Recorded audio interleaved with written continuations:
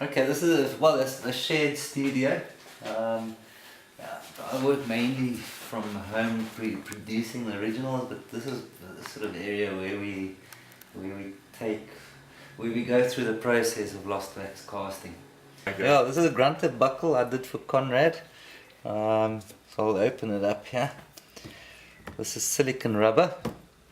Sure. And there's the original I made. And I'm then left with a negative in silicon rubber, which allows me to reproduce these pieces. Anyway, so this is where I produce waxes of these buckles, and they these are pretty much the wax patterns before they get invested. And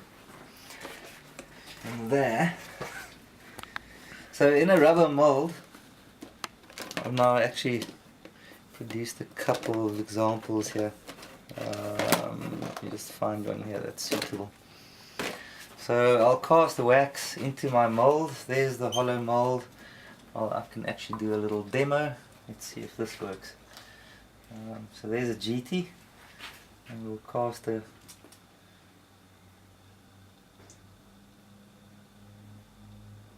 wax pattern.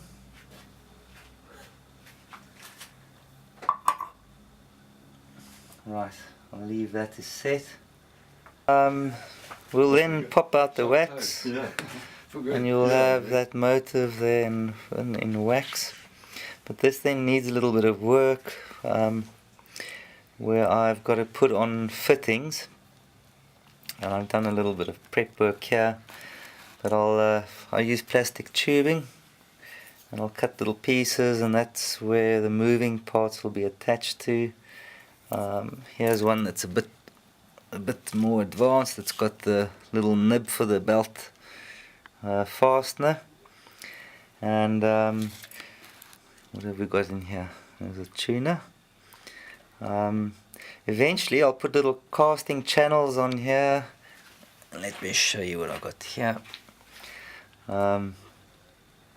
So this is pretty much a stage before a metal ring will come over this, and we'll fill it up with investment, and it's solidified.